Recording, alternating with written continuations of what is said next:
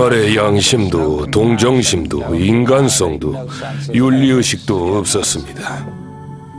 이곳은 악마의 실험실이었다. 사람의 목숨이 파리 목숨처럼 여겨졌다. 일본 군인이 총검으로 사람들의 배를 쑤셨습니다. 내장이 쏟아져 나왔었습니다. 끌려간 사람들은 살아나오지 못했다. 가스실에 집어넣었다고 하더군요. 연기가 나오는 걸 봤습니다. 지금까지도 이곳의 잔악상은 소문으로만 떠돌고 있다. 저한테 탄저병균과 성홍열균을 주사한 것 같습니다. 최소한 한두 명은 끌려간 걸로 생각됩니다. 그대로 소식이 또 끊겼죠. 그러나 그 진실은 일본의 패망과 함께 오히려 은폐되었다. 미국 정부는 이곳에서 저질러진 만행을 잘 알고 있었지만 실험 자료를 넘겨받는 조건으로 진실을 은폐해버렸습니다. 이들에 대한 단죄는 이루어지지 않았다. 아무도 처벌받지 않고 끝났습니다만 반드시 단죄돼야만 합니다. 일명 731 부대. 지금부터 이들의 죄악상을 밝혀본다.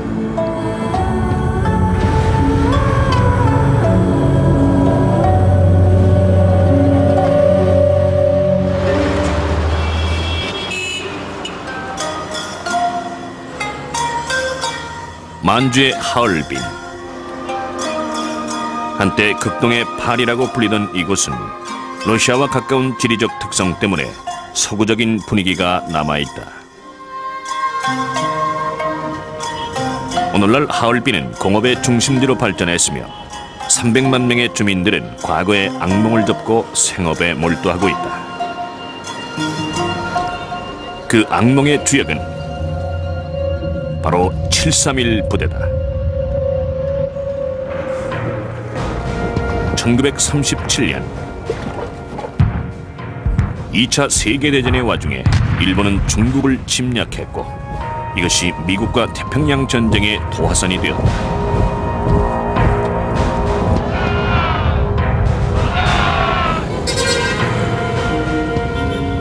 인구에 비해 천연자원이 부족했던 일본은 눈을 해외로 돌렸다.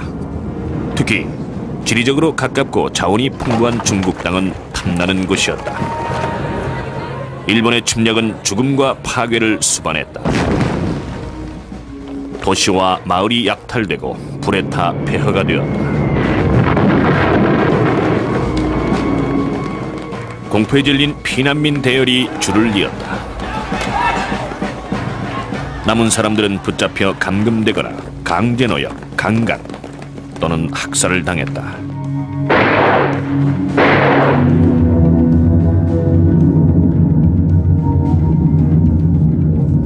일본은 승승장구했다. 하지만 자신들이 무적이 아니라는 것을 알고 있었다. 다른 나라, 특히 가까이에 있는 적대국 소련이 일본이 갖지 못한 무기를 갖고 있다는 소문이었다. 바로 생화학 무기였다. 일본은 아시아 지배를 공고히 하고 반격을 당하지 않으려면 생화학 무기를 개발해야만 한다고 판단했다. 그것도 다른 나라에서 모르게 은밀하게. 아무도 모르는 데서는 어떤 짓이든 할 수 있기 때문이다. 수천 명의 일본인 과학자, 기술자, 의사, 수의사, 치과의사 등 각 분야의 전문가들이 역사상 유례를 찾아보기 힘들 만큼 잔악한 실험에 참여했습니다. 그리고 거의 상상할 수도 없는 일들을 자행했죠. 이들은 인간을 산채로 해부했습니다. 어떤 때는 아예 마취도 하지 않고 해부해서 인체의 각 부분과 장기가 꿈틀거리는 걸 관찰하기도 했죠.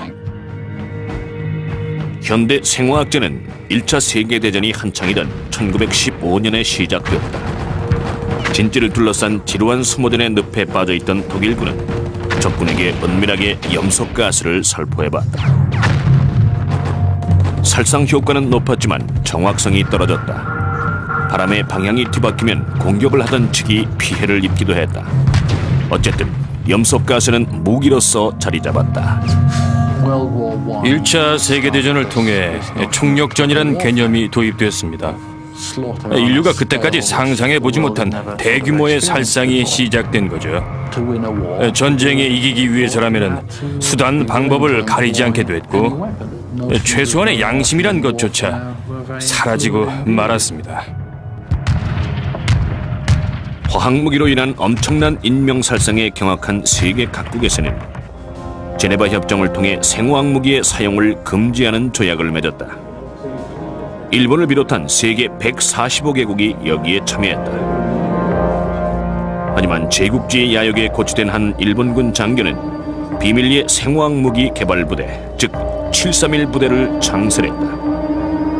괴물 아니면 천재라는 상반된 평가를 받았던 그의 이름은 이시시로였다. 그를 괴물이라고 부르는 게 일면 타당하다고 봅니다. 그의 행적에서 인간성이라고는 찾아볼 수가 없었으니까요. 물론 개인적으로 볼 때는 자기 자식을 사랑하는 아버지였고 부인한테 잘해주는 남편이었죠. 하지만 그건 히틀러도 마찬가지입니다. 이시시로는 1892년 부유한 가문에서 태어났다. 그의 집안은 그 지역에서 가장 많은 땅을 소유했고 인근 마을들을 봉건적으로 지배하다시피 했다. 이와 같은 부와 권위 속에서 이시시로는 오만한 성격으로 자랐다. 자신보다 지위가 낮은 사람들은 아예 무시했다. 그는 도덕심이 전혀 없었습니다. 일왕과 군부에게 철저하게 충성했고 그러면서도 군부 예산을 착복하기도 했죠. 한마디로 정의하기가 매우 어려운 사람입니다. 생화학 무기를 개발하는데 평생 거의 광 쪽으로 몰두했다는 점만 빼고요. 그것만이 유일하게 일관성이 있는 부분입니다. 그의 인생에서 유일한 목표였다고 할 수 있죠. 그래서 근대 생화학 무기의 시조라는 병을 얻었습니다. 이시시로는 일본 군부의 핵심 인물들을 설득하는 데 탁월한 재능이 있었다. 그는 각 분야의 전문가와 동지들을 규합하여 일본 관동군이 장악한 만주 지역 하얼빈에 최고 수준의 생화학 연구소를 설립했다. 그리고 모든 것을 자신의 뜻대로 운영했다. 이시는 최측근을 제외하고는 자신의 궁극적인 목표를 비밀로 했다. 이 비밀 조직의 정점에 있던 인물은 일본인들로부터 살아있는 신으로 추앙받던 히로이토 천황이었다. 히로이토 천황의 명령이 없이는 일본군의 해외 배치나 생화학 작전이 이루어질 수 없었습니다.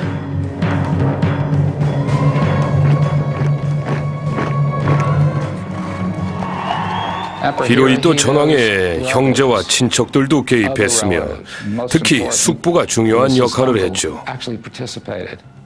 이들은 소위 죽음의 공장이라고 불리는 시설들을 직접 방문하기도 했습니다.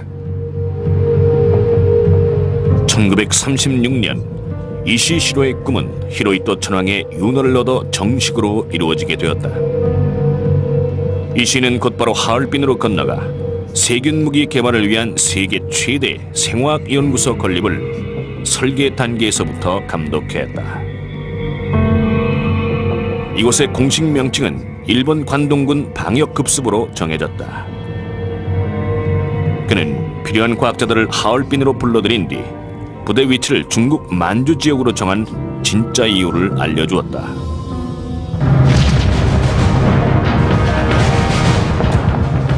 일본군은 중국을 침략하고 야만적으로 통치했다. 서복 헌병들이 돌아다니며 저항의 기미가 보이는 사람들은 무조건 체포했다. 만주 지역에 사는 중국인과 러시아인들이 주된 표적이었다. 이시시로는 실험 재료를 얼마든지 구할 수 있다고 본 것이다. 인체 실험용 재료 말이다. 그들은 특별한 이유 없이 사람을 죽였습니다. 그저 죽을 때 어떻게 반응하는지를 보려고 말이죠.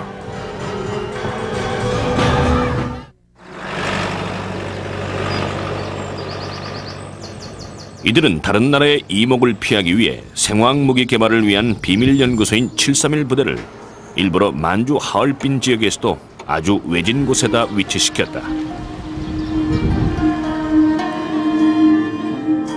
이 모든 작업을 총지휘했던 이시시로는 연구의 성공을 위해서는 실험 대상을 충분히 공급받고 외부와 차단된 채 어떠한 법적 제재도 받지 않는 게 필요하다고 판단했다. 그는 하얼빈 외곽의 핑펀이라는 곳을 선택했다. 이곳에는 중국인 24만 명, 러시아인 8만 1,000명 등이 살고 있었다. 하얼빈에서 떨어져 있지만 오갈 수 있는 거리였고 실험용으로 쓸 수 있는 GS들이 충분히 있었다. 731 부대가 들어설 건물 공사가 곧 착공되었고 이시시로는 벽돌 한 장도 건성으로 보는 일 없이 철저하게 감독했다. 일본 정부는 731 부대에서 필요로 하는 최상급 실험기구를 비롯 모든 물자를 조달하기 위해서 무제한으로 자금을 제공했다. 행정본부라고 부르는 거대한 건물이 있었습니다. 워낙 크고 단단하게 지어서 전쟁이 끝난 다음에도 핑판의 모든 건물은 다 파괴됐지만 그 건물만은 그대로 남았습니다. 행정본부 건물에 딸려있는 부속 건물은 500여 명의 남녀 성인 그리고 어린이들을 수용하는 수용소였다. 이곳이야말로 모든 가운데서 가장 비밀스러운 곳이었다. 731 부대에는 일본 최고 수준의 과학자와 연구원들이 배속돼 있었다. 이들은 인간을 실험동물처럼 사용하는 일을 서슴지 않았다. 이와 같은 실험을 통해서 일본의 적군에 대해 사용하는 갖가지 세균 무기를 개발했을 뿐만 아니라 재래식 무기 또는 생화학 무기에 부상당한 일본군 병사들을 치료하는 방법에 대한 연구도 심도 깊게 이루어졌다.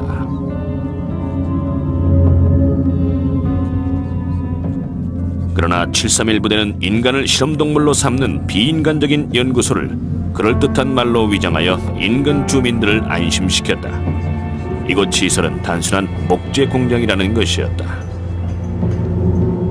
그들은 잔인한 유머 감각을 갖고 있었죠.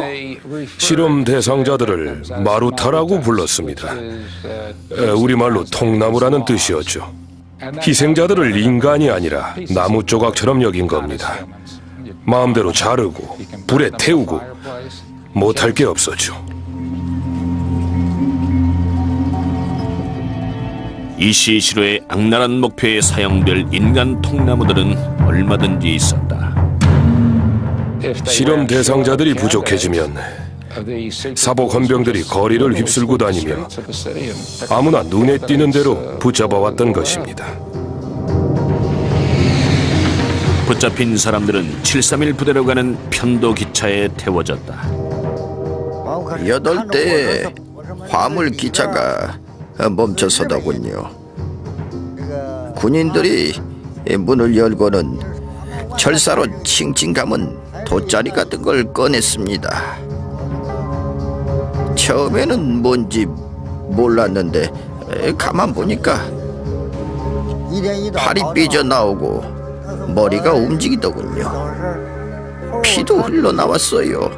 군인들은 마루타라고 부르더군요. 산 사람들이었죠. 이곳에 끌려온 사람들의 운명이 이미 정해져 있었다. 아무도 살아나가질 못했다. 우린 세균 무기의 성능을 확인하기 위해 백신을 안 주면은 얼마나 많은 사람들이 죽는지를 실험했습니다. 일부에게만 백신을 주사해서 항체 반응이 일어나는지 관찰을 했지요. 예상했던 대로 백신을 안 맞은 사람들부터 먼저 죽었습니다. 시신을 해부해봤지요. 과학자들의 입장에서 볼 때 몸에 침투한 병원체에 대한 인체의 저항 능력을 측정하는 가장 확실한 방법은 산채로 해부하는 것이었다. 거의 마취도 하지 않은 상태로 저는 해부할 사람들의 몸을 솔로 씻는 일을 맡았습니다. 그 다음엔 발가벗긴 채로 해부실로 옮겨놓았죠. 처음에는 소름이 끼치더군요.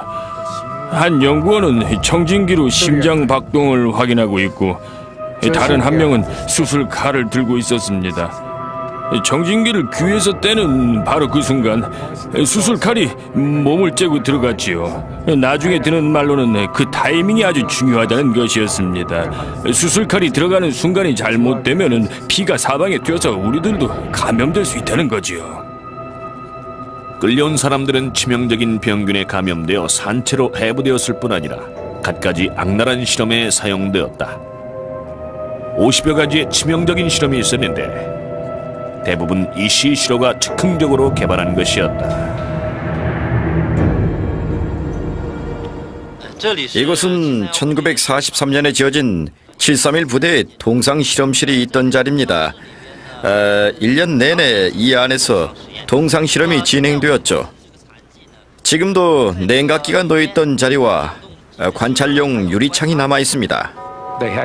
그곳에는 냉동실이 있었습니다. 만주는 원래 겨울에는 영하 30~40도 가까이 내려가는 아주 추운 지역이죠. 그런 데서 실험 대상자들을 냉기에 노출시켜 꽁꽁 얼게 만들었습니다. 그리고는 갖가지 방법을 동원해 문자 그대로 추위에 대한 인간의 한계를 실험했습니다. 이를 통해 동상을 다루는 가장 효과적인 방법을 찾아내서 동계 전투에서 일본 병사들을 보호하고 반대로 적군에게 동상 피해를 입히기 위해서였죠. 그 밖에도 유난히 잔인한 실험들이 몇 가지 있었다. 전장에서 폭탄 파편에 맞은 병사들을 가장 효과적으로 치료하는 방법을 연구하기 위해서 중국인 실험 대상자들을 직접 폭탄에 노출시키기도 했다. 가운데 설치한 폭탄을 중심으로 방사형으로 거리를 달리해서 세워놓은 각각의 나무 판자에 몸을 묶어놓은 것이었다. 그리고 폭탄이 터진 뒤 이들을 수술하거나 해부하곤 했다. 실험용으로 끌려간 사람들은 보통 5~6주 정도 목숨을 부지하다가 결국 죽었습니다. 더욱 잔인하다고 느껴지는 점은 사람을 가리지 않고 실험 대상으로 썼다는 것이죠. 어른, 아이, 여자 할 것 없이요. 시신은 화장장에서 처리되었다. 나치 독일이 장악하고 있던 유럽의 강제 수용소와 거의 유사한 방식이었다. 늘 2~3천 명의 실험 대기자들이 있었지요.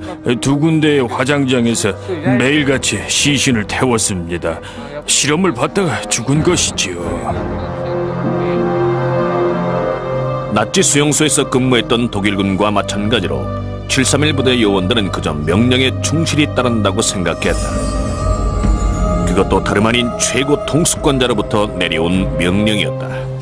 이들은 천황에게 충성하고 조국에게 충성한다는 생각만을 갖고 있었습니다. 실험에서 애꿎은 사람이 죽어나가는 것은 안중에도 없었죠. 이시시로는 실험의 규모를 더욱 확대하려는 계획을 갖고 있었다. 그는 미국까지도 뻗칠 수 있는 세균 무기를 개발하려고 했다. 그러기 위해 인근 지역도 실험장으로 이용했다. 이들은 실험실에서의 인체 실험에만 머물지 않았습니다. 미래의 무기라고 할 수 있는 신형 세균 무기를 개발하자 중국 각지의 도시와 촌락에서 현장 실험을 했습니다. 수십만 명의 사람들이 그 실험 때문에 병균에 감염되었고 수만 명이 그 와중에 목숨을 잃었습니다. 심한 병을 앓게 된 사람들도 부지기수였죠.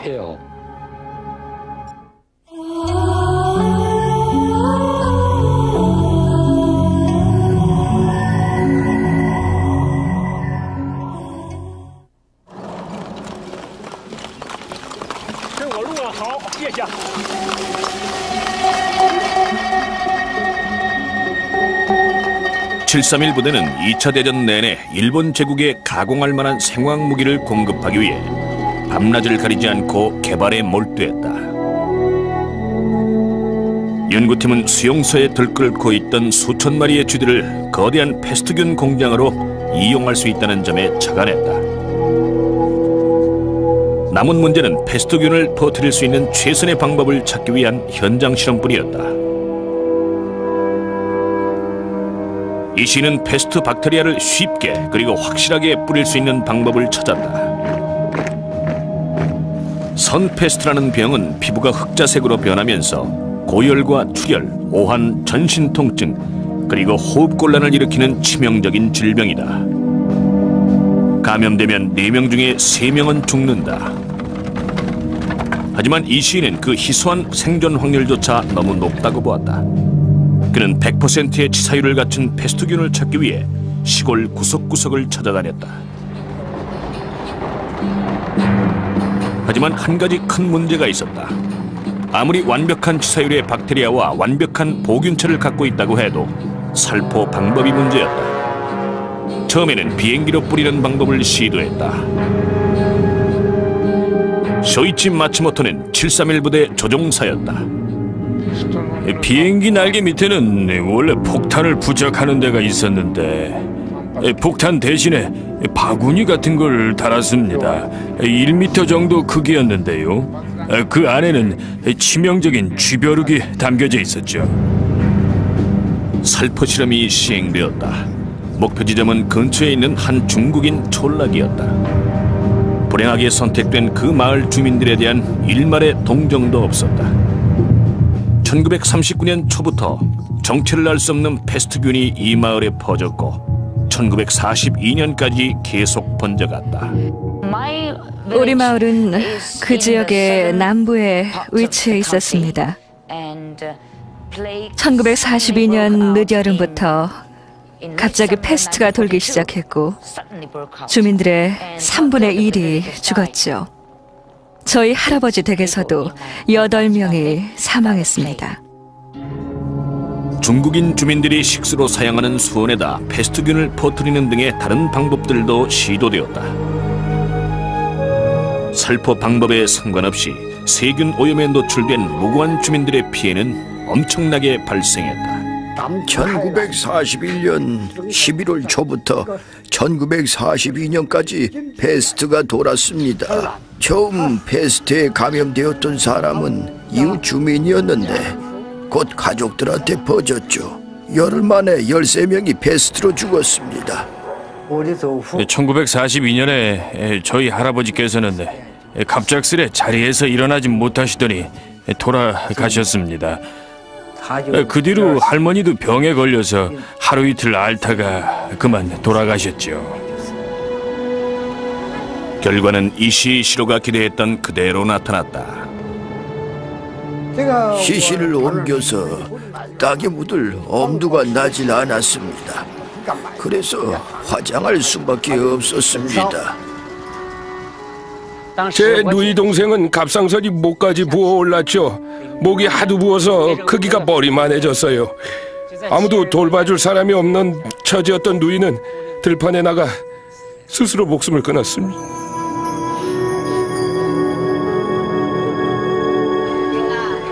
이 씨의 부하들은 패스트를 퍼뜨린 것으로도 모자라서 굶주린 중국 어린이들에게 세균 사탕을 나눠주었다. 사탕에 들어있는 탄저병균이 호흡기와 소화기에 침투해 치명적인 병을 일으켰다. 이 같은 무차별적인 실험은 위험한 작업이었고 그 와중에 일본인이 희생당하기도 했다. 수년간 1600여 명의 일본 병사와 연구원들이 각종 세균과 바이러스를 잘못 만지는 바람에 사망했다. 이 시인은 보다 정밀한 살포 방법을 찾았다. 그러다가 한 아이디어를 얻었다. 재래식 무기인 세라믹 폭탄을 개조해서 그 안에 패스트균을 지닌 쥐벼룩을 집어넣어 투하한다는 발상이었다. 목표 지점에 정확히 떨어뜨린 쥐벼룩들이 폭탄 파편을 따라 땅속에 골고루 퍼질 수 있다는 장점이 있었다. 목표로 삼은 마을에 세균 폭탄이 투하되었다. 완벽성을 추구하던 731 부대원들은 그 마을을 직접 찾아가 피해자들을 검사해보았다. 일본군들은 하얀 방역복을 입고 왔습니다. 커다란 고무 장화에다 마스크를 쓰고요. 731 부대 연구원들은 실험실에서와 마찬가지로 현장에서 실험한 세균 무기의 효과를 즉시 확인해보았다. 그들은 주민들을 두 집단으로 나눴습니다.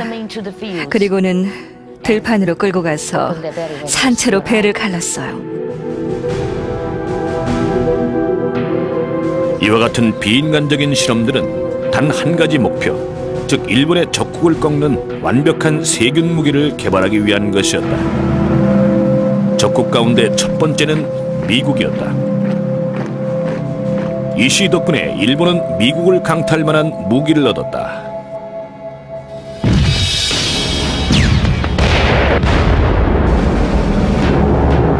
미국의 공세가 거세지자 일본도 미국 본토에 세균 무기를 투하하는 계획을 비밀리에 추진했다.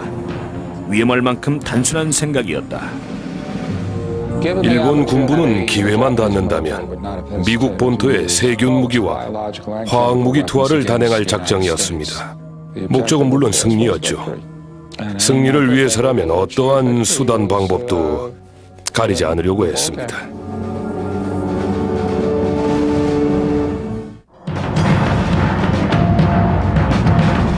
2차 대전의 태평양 전쟁은 사상 최악의 잔혹한 전쟁이었고 일본에게 있어서 미국은 최대 적이었다.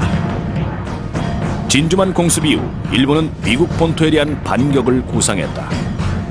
이 목표를 달성하기 위해 일본은 그 어떤 수단도 가리지 않았다. 심지어 포로에 대한 생체 실험까지 했다는 설이 있다. 일본군에 붙잡힌 최초의 포로들 가운데는 스스로를 바탕에 버려진 병사들이라고 부르는 이들이 있었다. 이들은 1942년 봄 필리핀 바탕 반도에서 일본군의 포로로 잡혀 죽음의 행군을 겪었으며 메가더 원스가 필리핀을 극적으로 탈환하기 직전에 일본과 중국 등지로 이송되었다. 수년간의 영양실조로 뼈와 가죽만 남은 포로 중 일부는 머드켄의 포로 수용소로 옮겨졌다. 만주의 하얼빈에서 남쪽으로 800km 떨어진 곳이었다. 그런데 1944년 가을부터 포로 수용소 분위기가 묘하게 바뀌기 시작했다. 포로들은 일본 군의관들의 방문을 받고 놀랐다. 포로로 잡힌 3년 동안 치료라고는 꿈도 꿀 수 없다가 돌연 진찰을 받게 됐기 때문이다. 포로로 잡혀있던 친구들 가운데 731 부대에 대해 아는 사람은 하나도 없었지요. 우리들은 여러 가지 주사를 맞았습니다.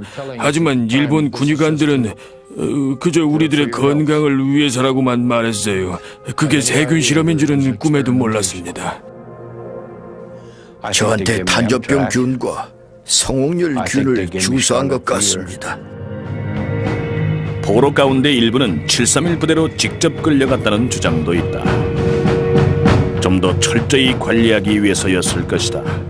최소한 한두 명은 끌려간 걸로 생각됩니다. 그 뒤로 소식이 또 끊겼죠. 1945년 9월 머드켄 수용소가 해방되었을 때 포로들은 미군 당국에 실상을 알렸다. 하지만 이들의 증언 기록은 기밀로 분류되었다. 50년이 넘은 지금도 미국 정부는 침묵을 지키고 있다.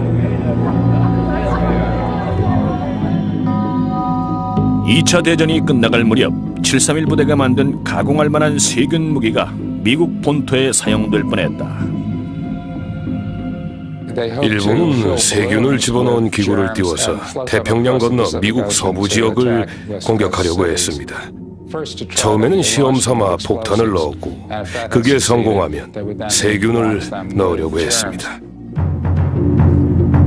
미국을 향해 발사된 수천 개의 기구 폭탄 가운데 200개만이 현지에 도착했다. 동쪽으로 가장 멀리 날아간 것은 미시간에 떨어졌다. 기구 안에는 화재를 일으키는 장치가 돼 있었다. 실제로 폭발해서 화재를 일으킨 건 몇 개 안 되지만 인명을 살상한 것은 단 한 개였다. 1945년 5월 15일 오리건주 블라이 지역의 한 교회에 기구가 떨어졌다. 그리고 폭발이 일어나 5명의 어린이와 임신 8개월이었던 목사의 부인이 죽었다. 다행스럽게도 이 시가 개발했던 세균기구 폭탄이 사용되기 전에 전쟁이 끝났다. 제 생각에는 일본이 세균기구 폭탄을 완성했더라면 미국 서부 지역을 시작으로 해서 본토 깊숙이까지 공격했을 겁니다. 전쟁에 이기기 위해서는 무슨 짓이든 했을 테니까요. 1945년 9월 2일 일본이 항복하자 이시시로의 당면 목표는 살아남는 것이었다. 여기서도 그는 천재성을 발휘했다. 일본이 패전하자 731 부대는 천황으로부터 모든 증거물을 폐기하라는 명령을 받았습니다. 그 당시에도 400여 명의 중국인들이 생체 실험용으로 수용돼 있었는데 멀쩡히 살아있던 이들이 모두 죽임을 당했죠.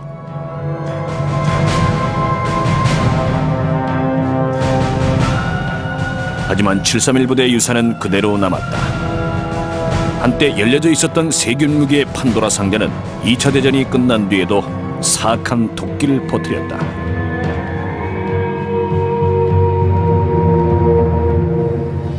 (1947년에도) 하얼빈에 페스트가 퍼져서 3만여 명이 사망했다. 그 밖에도 731 부대가 남긴 또 하나의 무서운 유산이 있었다. 그것은 미군이 일본을 점령하면서부터 시작되었다. 미국은 일본이 항복한 시점부터 이미 731 부대의 상황을 잘 알고 있었습니다. 과학자들로 구성된 조사단을 파견했죠. 여기에 참여했던 과학자들은 731 부대에 축적된 정보가 미국의 국익에 큰 도움이 된다고 미군 정보부를 설득했습니다. 그게 먹혀들었죠. 이시시로야말로 그 정보를 갖고 있는 장본인이었다.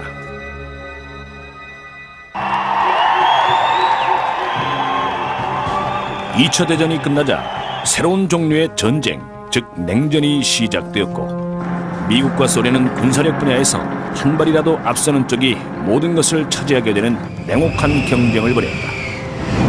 사소한 이득이라도 얻을 수 있다면 윤리적인 결과는 따지지 않았다. 종전이 되고 얼마 지나지 않아 731 부대의 잔악한 실험 자료들이 미국의 관심을 끌기 시작했다. 일본의 세균전 무기와 관련된 자세한 내용이 전쟁이 끝나고도 오랫동안 공개되지 않은 가장 큰 이유는 미국 정부가 자료 인수를 위한 협상을 허용했고 그 결과를 일반에 공개하지 않았기 때문입니다. 731 부대는 그들의 악마 같은 실험을 꼼꼼하게 기록해 두었을 뿐 아니라 전쟁에서 질 경우 그 자료들이 구명줄이 될 수 있다는 선견 지명까지 가지고 있었다. 패전 뒤 일본으로 귀국한 이시시로는 대담하게도 미군 당국과 위험한 협상 게임을 벌였다. 자신과 참모들을 전범으로 처벌하지 않는 조건으로 비밀 자료를 해독해서 제공하겠다는 것이었다. 그것은 악마의 유혹처럼 거부하기 힘든 제안이었다. 제가 그동안 조사한 당시 미군정 관련 문건 가운데 가장 흥미로웠던 것은 1946년 미군 화학전 참모장이 작성한 비망록입니다. 거기에서 그는 731 부대 요인들을 처벌하는 것에 절대 반대한다는 입장을 밝혔죠. 그것은 결과적으로 장차 미국의 화학전 능력을 개발하는데 마이너스가 된다는 주장이었습니다. 미국의 과학자들은 매료됐습니다. 인체 실험 자료를 얻을 수 있다는 사실에 크게 고무되었죠. 법적으로나 윤리적으로나 미국의 과학자들은 동물 실험에 그칠 수밖에 없었습니다. 그런데 기회가 생긴 겁니다. 인체 실험의 생생한 자료들을 얻을 수 있는 절호의 기회를 얻은 것이죠. 그래서 타협했습니다. 미국 과학자들은 731 부대 연구원들을 만나고 싶다는 의향을 미군 당국에 전달했죠. 더 이상 적이거나 전범이 아니라 과학자, 동료로서 받아들인 것입니다. 소련과의 냉전이 심화되자 미국은 어떻게든 군사적 우위를 차지하려고 애를 썼다. 그럴수록 일본은 유리한 입장이 되었다. 협상은 몇 년을 끌었습니다. 일본 과학자들이 인체 실험 자료를 얻고 싶어하는 미국 과학자들의 광적인 집착을 교묘하게 이용했기 때문이죠. 즉 우리는 엄청난 자료를 갖고 있다. 하지만 당신들이 우리에게 전범 처벌에 대한 면책 특권을 서면으로 보장해 주기 전에는 단 하나도 줄 수 없다는 식이었습니다. 초조해진 미군 측은 결국 이 씨의 요구를 들어주고 말았다. 1948년에 협상이 타결되었죠. 일본 과학자들은 자료의 일부를 미국 측에 넘겨준 대가로 전범 처벌에 대한 면책 특권을 받았습니다. 냉정한 계산 끝에 미국은 최선의 협상 성과를 거두었다고 판단했다. 협상에 참여했었던 책임자급의 한 과학자는 상관이었던 미국 화학전 참모장에게 의기양양하게 이렇게 보고했습니다. 이 자료들을 얻는데 불과 25만 달러밖에 안 듭니다. 이 정도면 정말 헐값이고 거의 공짜라고요. 악마와의 거래에서 말이죠. 731 부대의 괴수 이시 시로 생쥐역과 같은 인체실험 연구소를 창설했던 장본인은 1959년 67세의 나이로 천수를 다하고 죽었다. 고향에서는 지금도 영웅이며 생전에 단 하루도 감옥에 살지 않았다. 그는 20세기에서 가장 부패하고 사악한 인물로 기록돼야 마땅하다고 봅니다. 유럽의 나치 수용소 소장들과 어깨를 나란히 하고 있죠. 악명 높았던 조셉 맹글레조차 그에게 한 수 배워야 할 정도였습니다. 제 생각에 731 부대의 추악한 유산과 그 은폐로 말미암아 전후 일본의 과학계가 도덕성을 상실하는 결과를 초래하게 됐다고 봅니다. 731 부대의 그 사악한 실험에 자발적으로 참여했거나 동조했던 많은 과학자, 의사들이 전쟁이 끝난 뒤에는 학계나 국가기관에서 오히려 고위직을 차지했습니다. 하지만 이들의 가면이 서서히 벗겨지고 있다. 731 부대의 진상이 서서히 전 세계로 알려지고 있습니다. 2차 대전의 대학살 사건으로요. 역사는 되풀이되는 경향이 있기 때문에 자라나는 세대들에게 과거의 진실을 알려주지 않는다면 이와 같은 악몽이 되풀이되지 말라는 보장이 없지요.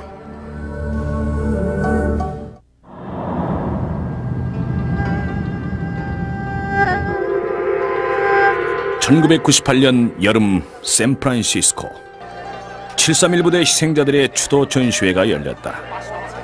그때 악몽을 잊지 못하는 사람들이 그 사실을 전혀 모르는 사람들과 만났다. 이 사건은 인종 대학살이라고 부를 수 있는 규모의 학살이었습니다. 미국인들은 이제서야 조금씩 알게 되었죠. 강연회와 수회 전시회, 책자 등을 통해 731 부대의 잔악상은 서서히 전 세계에 알려지고 있다. 이런 움직임은 일본으로 하여금 과거를 인정하게 하는 운동의 일환이다. 일본은 지금도 그 역사를 부정하고 있다. It is understandably that a proud nation is reluctant to acknowledge its past misdeeds. But a great nation must overcome its pride and face the painful truth. 일본의 교과서를 읽어보면 2차 대전 때 일본이 저지른 잘못에 대한 언급이 거의 없다는 점을 발견하게 됩니다. 일본에서 교육받은 대부분의 일본인들은 일본이 침략 국가가 아니라 오히려 원자폭탄의 피해를 입은 불행한 전쟁 피해 국가라고 알고 있을 정도죠. 이와 같은 사고방식이 대다수의 일본인들 사이에 아직도 지배적입니다.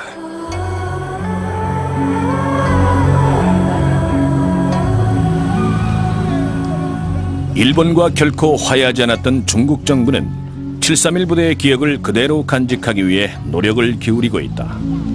현재 하얼빈에는 당시 부대 건물 가운데 남아있는 건물이 박물관으로 변해 관람객들을 맞고 있다. 과거의 악몽을 생생하게 보존한 것이다. 우리는 단순한 분노가 아니라 혐오감을 느낍니다. 저는 당시 희생자들의 피가 흐르는 후손입니다. 진실을 알고 있는 이상 가만히 있을 수가 없죠. 731 부대의 잔악상을 아는 이상 모른 척할 수가 없습니다. 그분들을 위해서 뭔가 해야죠. 더구나 일본 정부는 이 전쟁 범죄를 계속 부정하고 있습니다. 그분들도 사람이었어요. 그런데 벌레처럼 죽였습니다. 731 부대의 진실은 국적이나 애국심 차원을 넘어서서 인류의 양심에 호소하고 있다. 새로운 세기를 맞은 지금 더 많은 진실이 밝혀지고 있다. 우리는 정당한 재판을 해야 합니다. 희생자들의 인권과 존엄성을 위해선 반드시 전범들을 단죄해야만 합니다. 우리는 최소한 그들이 역사의 과오를 인정하고 중국인들에게 공개적으로 사과하고 유족들에게 위로금을 지급하기 바랍니다. 그게 일본 정부로서도 현명한 조치일 것입니다. 그렇게 한다 하더라도 억울한 희생과 고통을 다 씻을 수는 없을 테죠. 731 부대에서 나온 게 기쁩니다. 당시 저는 어리석었어요. 이 전범 수용소에 들어가서야 다시 인간이 된 느낌이 들었습니다. 일본만을 비난하는 것으로는 충분치 않다. 미국도 과거를 반성해야 한다. 미국의 입장에서도 창피한 과거를 인정해야만 합니다. 물론 창피한 일이지만 그 악랄한 인간들을 그대로 놔준 과오를 인정해야만 합니다. 미국인들은 분개해야 합니다. 일본 정부뿐 아니라 자국 정부에 대해서도 말이죠. 이라크의 생화학무기 개발은 731 부대의 망령이 살아있음을 증명한다. 사담 후세인은 다름 아닌 이라크 국민과 이란인 전쟁 포로들을 상대로 세균 무기를 실험했다는 보도가 있다. 이것은 불행한 역사가 반복된다는 것을 의미한다. 전 세계가 731 부대의 교훈을 깨우쳐야만 한다. 유태인 학살의 교훈은 다시는 안 된다입니다. 이 슬픈 교훈은 일본과 미국, 구소련 등이 벌였던 세균 무기 개발 경쟁에도 똑같이 적용된다고 봅니다. 다시는 안 됩니다. 그 과오는 20세기만으로도 충분하죠. 21세기는 보다 나은 세상이 돼야 합니다.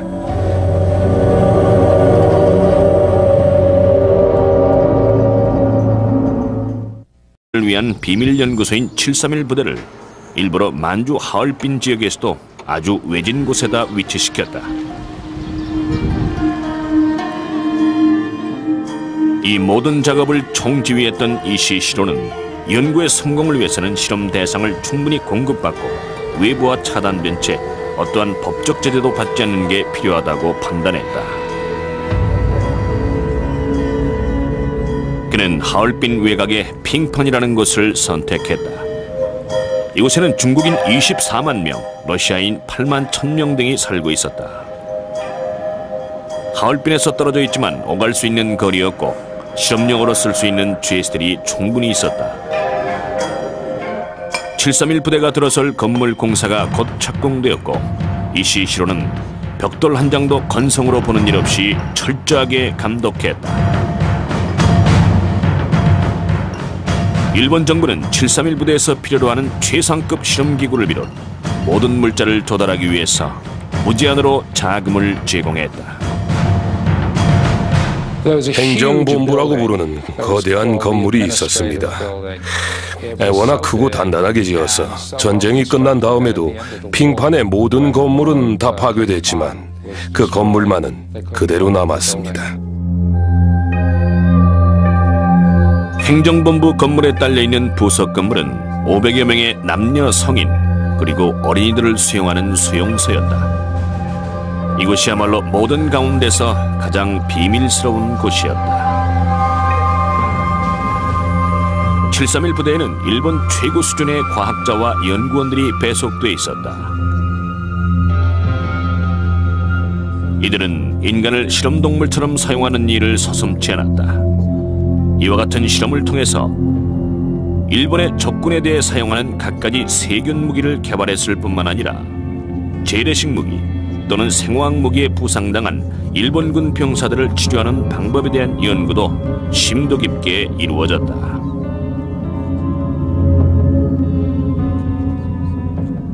그러나 731 부대는 인간을 실험동물로 삼는 비인간적인 연구소를 그럴듯한 말로 위장하여 인근 주민들을 안심시켰다. 이곳 시설은 단순한 목재 공장이라는 것이었다. 그들은 잔인한 유머 감각을 갖고 있었죠. 실험 대상자들을 마루타라고 불렀습니다. 우리말로 통나무라는 뜻이었죠. 희생자들을 인간이 아니라 나무 조각처럼 여긴 겁니다. 마음대로 자르고 불에 태우고 못할 게 없었죠. 이시시로의 악랄한 목표에 사용될 인간 통나무들은 얼마든지 있었다. 실험 대상자들이 부족해지면 사복 헌병들이 거리를 휩쓸고 다니며 아무나 눈에 띄는 대로 붙잡아왔던 것입니다. 붙잡힌 사람들은 731 부대로 가는 편도 기차에 태워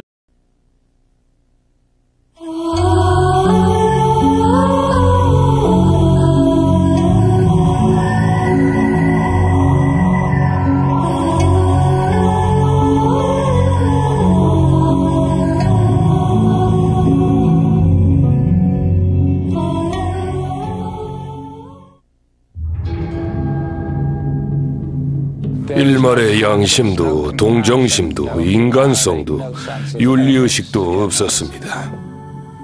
이곳은 악마의 실험실이었다. 사람의 목숨이 파리 목숨처럼 여겨졌다. 일본 군인이 총검으로 사람들의 배를 쑤셨습니다. 내장이 쏟아져 나왔었습니다. 끌려간 사람들은 살아나오지 못했다. 가스실에 집어넣었다고 하더군요. 연기가 나오는 걸 봤습니다. 지금까지도 이곳의 잔악상은 소문으로만 떠돌고 있다. 저한테 탄저병균과 성홍열균을 주사한 것 같습니다. 최소한 한두 명은 끌려간 걸로 생각됩니다. 그대로 소식이 또 끊겼죠. 그러나 그 진실은 일본의 패망과 함께 오히려 은폐되었다. 미국 정부는 이곳에서 저질러진 만행을 잘 알고 있었지만 실험 자료를 넘겨받는 조건으로 진실을 은폐해버렸습니다. 이들에 대한 단죄는 이루어지지 않았다. 아무도 처벌받지 않고 끝났습니다만 반드시 단죄돼야만 합니다. 일명 731 부대. 지금부터 이들의 죄악상을 밝혀본다.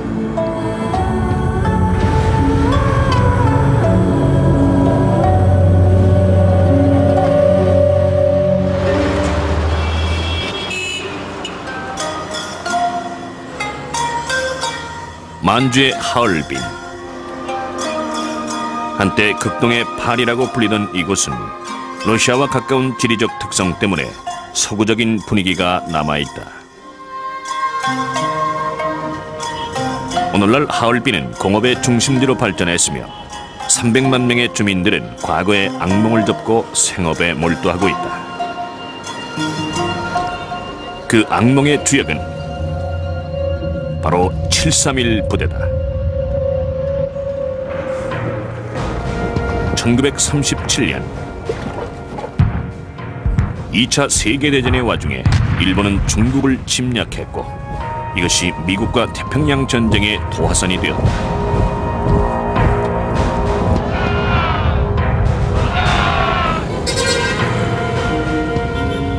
인구에 비해 천연자원이 부족했던 일본은 눈을 해외로 돌렸다. 특히 지리적으로 가깝고 자원이 풍부한 중국 땅은 탐나는 곳이었다. 일본의 침략은 죽음과 파괴를 수반했다. 도시와 마을이 약탈되고 불에 타 폐허가 되었다. 공포에 질린 피난민 대열이 줄을 이었다. 남은 사람들은 붙잡혀 감금되거나 강제노역, 강간 또는 학살을 당했다.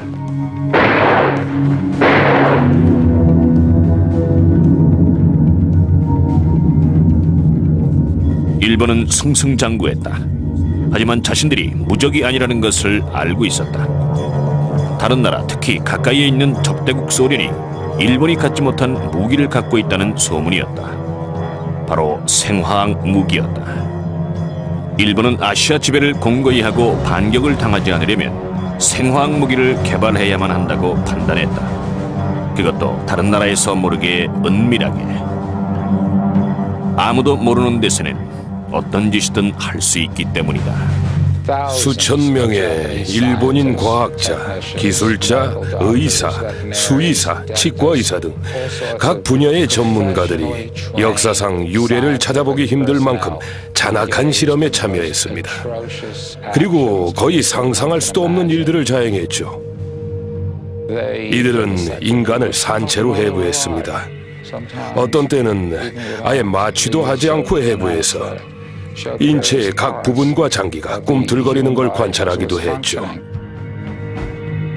현대 생화학자는 1차 세계대전이 한창이던 1915년에 시작되었다. 진지를 둘러싼 지루한 수모전의 늪에 빠져있던 독일군은 적군에게 은밀하게 염소가스를 살포해봤다. 살상 효과는 높았지만 정확성이 떨어졌다. 바람의 방향이 뒤바뀌면 공격을 하던 측이 피해를 입기도 했다. 어쨌든 염소가스는 무기로서 자리 잡았다. 1차 세계대전을 통해 총력전이란 개념이 도입됐습니다. 인류가 그때까지 상상해보지 못한 대규모의 살상이 시작된 거죠. 전쟁에 이기기 위해서라면 수단, 방법을 가리지 않게 됐고 최소한의 양심이란 것조차 사라지고 말았습니다. 화학무기로 인한 엄청난 인명살상에 경악한 세계 각국에서는 제네바 협정을 통해 생화학무기의 사용을 금지하는 조약을 맺었다. 일본을 비롯한 세계 145개국이 여기에 참여했다. 하지만 제국주의 야욕에 고취된 한 일본군 장교는 비밀리에 생화학무기 개발부대, 즉 731 부대를 창설했다. 괴물, 아니면 천재라는 상반된 평가를 받았던 그의 이름은 이시시로였다. 그를 괴물이라고 부르는 게 일면 타당하다고 봅니다. 그의 행적에서 인간성이라고는 찾아볼 수가 없었으니까요. 물론 개인적으로 볼 때는 자기 자식을 사랑하는 아버지였고 부인한테 잘해주는 남편이었죠. 하지만 그건 히틀러도 마찬가지입니다.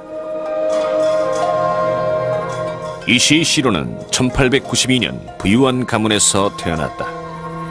그의 집안은 그 지역에서 가장 많은 땅을 소유했고 인근 마을들을 봉건적으로 지배하다시피 했다. 이와 같은 부와 권위 속에서 이시시로는 오만한 성격으로 자랐다. 자신보다 지위가 낮은 사람들은 아예 무시했다. 그는 도덕심이 전혀 없었습니다. 일왕과 군부에게 철저하게 충성했고 그러면서도 군부 예산을 착복하기도 했죠. 한마디로 정의하기가 매우 어려운 사람입니다. 생화학 무기를 개발하는데 평생 거의 광 쪽으로 몰두했다는 점만 빼고요. 그것만이 유일하게 일관성이 있는 부분입니다. 그의 인생에서 유일한 목표였다고 할 수 있죠. 그래서 근대 생화학 무기의 시조라는 병을 얻었습니다. 이시시로는 일본 군부의 핵심 인물들을 설득하는 데 탁월한 재능이 있었다.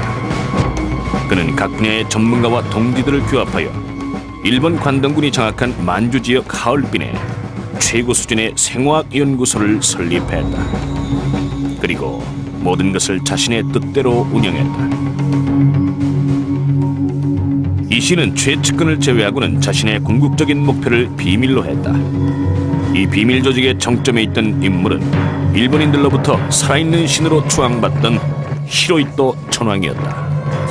히로이토 천황의 명령이 없이는 일본군의 해외 배치나 생화학 작전이 이루어질 수 없었습니다.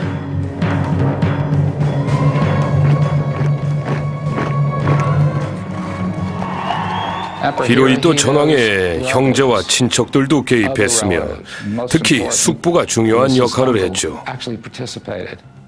이들은 소위 죽음의 공장이라고 불리는 시설들을 직접 방문하기도 했습니다. 1936년 이시시로의 꿈은 히로히토 천황의 윤허를 얻어 정식으로 이루어지게 되었다. 이시는 곧바로 하얼빈으로 건너가 세균 무기 개발을 위한 세계 최대 생화학 연구소 건립을 설계 단계에서부터 감독했다. 이곳의 공식 명칭은 일본 관동군 방역급습으로 정해졌다. 그는 필요한 과학자들을 하얼빈으로 불러들인 뒤 부대 위치를 중국 만주 지역으로 정한 진짜 이유를 알려주었다.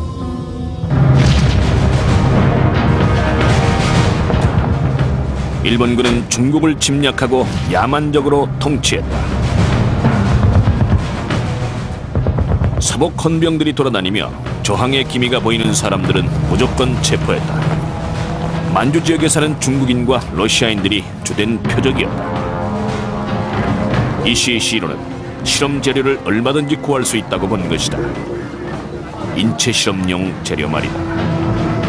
그들은 특별한 이유 없이 사람을 죽였습니다. 그저 죽을 때 어떻게 반응하는지를 보려고 말이죠.